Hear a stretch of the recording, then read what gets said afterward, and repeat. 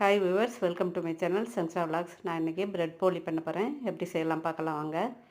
இந்த பிரெட்டுக்கு உள்ளே வைக்கிற பூர்ணம் எப்படி செய்யுதுன்னு லாஸ்ட்டில் சொல்கிறேன். இப்போது ஒரு கப்பு மைதா மாவு எடுத்து ஒரு பவுலில் போட்டுக்கலாம். அடுத்ததாக 1/4 ஸ்பூன் மஞ்சள் தூள், ஒரு பிஞ்ச் அளவுக்கு உப்பு, தேவையான அளவுக்கு தண்ணி ஊற்றி பஜ்ஜி மாவு அளவுக்கு கரைச்சி வச்சுக்கலாம். என்னோடய சேனலை சப்ஸ்கிரைப் பண்ணாதவங்க பண்ணிக்கோங்க, சப்போர்ட் பண்ணுங்கள். இப்போ மாவு நல்லா கட்டி இல்லாமல் கரைச்சி வச்சுக்கணும். மாவு ரெடி ஆகிடுச்சு. அடுத்ததாக 6 பிரெட் எடுத்து வச்சுருக்கேன். இப்போ இந்த ப்ரெட்டை சப்பாத்தி கல்லில் வச்சு குழவியால் நல்லா அமுக்கி ப்ரெஸ் பண்ணி விட்டுக்கலாம்.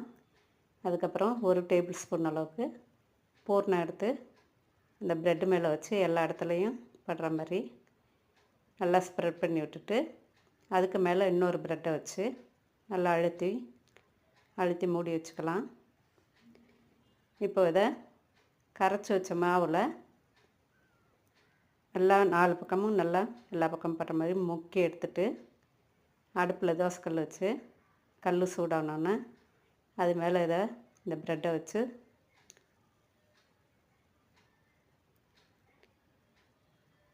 அதுக்கு மேலே இந்த ப்ரெட்டை வச்சு சூடு பண்ணிக்கலாம்.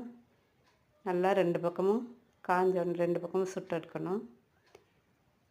நெய் ஊற்றிக்கணும். 2 ஸ்பூன் நெய் ஊற்றிக்கலாம். நெய் இல்லாதவங்க எண்ணெயிலையும் செய்யலாம். நல்லா 2 பக்கமும் நல்லா வெந்தோன்னே திருப்பி போட்டு வெந்த பிறகு எடுத்து வச்சா பிரெட் போலி ரெடி. இப்போ பூர்ணத்துக்கு கடலைப்பருப்பை வேக வச்சுட்டு அதோட மிக்சியில் போட்டு தேங்காய் துருவல், வெல்லம், ஏலக்காய் பொடி எல்லாம் சேர்த்து நல்லா மிக்ஸ் பண்ணி எடுத்தால் பூர்ணம் ரெடி.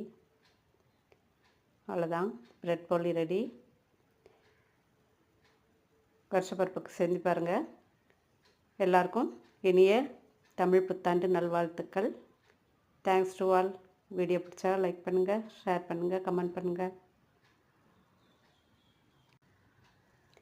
Hi viewers, welcome